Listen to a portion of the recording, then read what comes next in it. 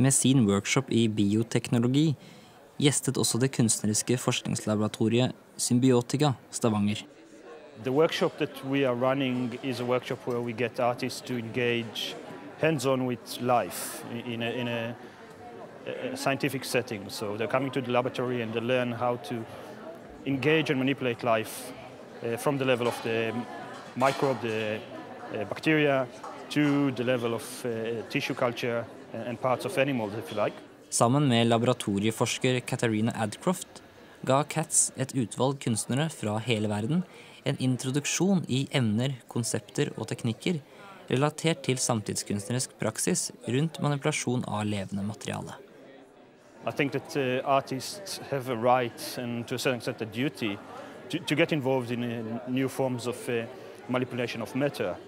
In this case it's living matter, so it's living material, which makes it even more urgent for artists to have their own approach and opinion and I suppose display of outcomes of what it means to manipulate life for human activities.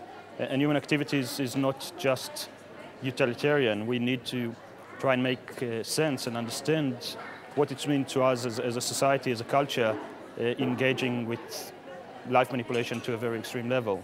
And artists, I think, can help us in this understanding and in making meaning out of this whole growing divide between what we think we know about life to our culture and what we do to life in laboratories. Etter 4 dager på labben ved UiS gikk turen videre til Vitenfabrikken i Sandnes. Der fortsatte diskusjonen, og erfaringer med workshopen ble lagt frem. The other experiments we did with bacteria included learning how to stain using gram stain, so we could actually see them under the microscope, which is the bottom left. And we also learnt or encountered genetic engineering for the first time. I gradually felt that it was a fundamentally good thing that people do know exactly what happens inside labs and what goes on, because it helps the public discussion. De etiske problemstillingene rundt forsøk med levende materiale vil alltid være til stede. Og nettopp derfor det kanskje viktig at kunstnerne får slippe til. If we exclude artists from this discussion, I think that we as a culture and as a society are going to be ill-informed and make our understanding and our decisions in regard to the extent of the manipulation of life much more problematic. We shouldn't leave those decisions only to scientists, engineers and politicians. There's other voices that need to be involved, and from our perspective those voices need to be informed, and the best way of being informed is being implicated and engaged in a very experiential way in the laboratory.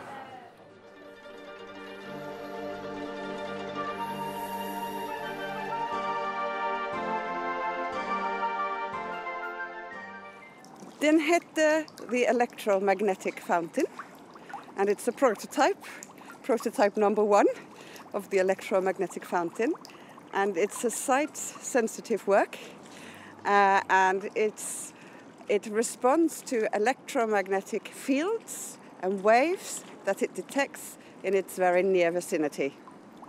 It's about creating a kind of emotional space, if you like, an emotive space in this Domkirkeplass, this beautiful place in Stavanger, and revealing something that is otherwise hidden, but is very much part of our daily lives.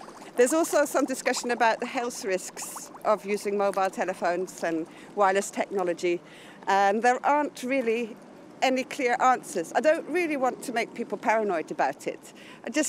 It would just to maybe raise a little bit of interest in this kind of discussion.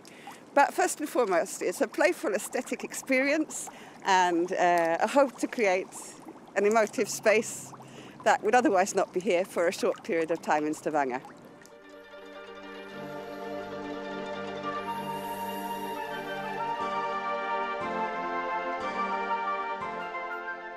Høsten har gjort sitt i Stavanger, og vinteren like rundt hjørnet. Det har blitt kaldere. De nakne trærne hva som igjen etter sommerens gryende planteliv. Åsa Stjerna ønsker med sin Sonic Promenade å bringe livet tilbake til trærne.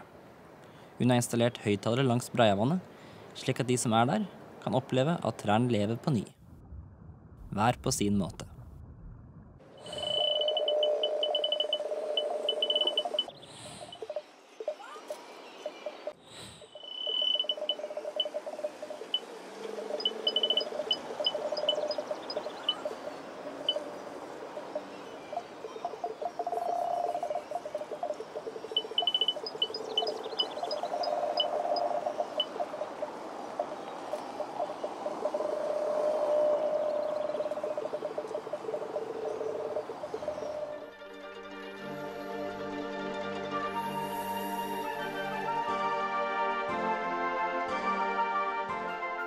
be installing a smoking lamp, which is an object. It's an object that we designed to coincide with the European-wide ban on smoking in public spaces. So it's a kind of object that reacts to cigarette smoke. So people are, if they smoke under it, then it will change colour and it will emit a noise, and it will illuminate the smoke and the smoker underneath. The smoking lamp is part of a bigger series of projects called Pole Stream, which is a series of works which are all about materialising pollution. So we look at all kinds of emissions, smoke emissions, man-made clouds, from a factory smokestack to the emissions from our car to the personal emissions from smoking a cigarette. The purpose of this object is to really generate a debate, because there's been very little debate about the question of responsibility, personal responsibility and personal freedom, and what smoking means today. So you could argue that it's actually a lamp which is encouraging people to smoke, because obviously people want to participate in the interactive experience, and this is the first time where it's been shown in a context where suddenly, if you want to experience that work, then you really have to break the rule, and you have to get into trouble with the barman or tell you to stop, put your cigarette out. So, I mean, it's interesting, hopefully will generate a kind of tension between this desire to want to use the object and the kind of the impossibility of using it.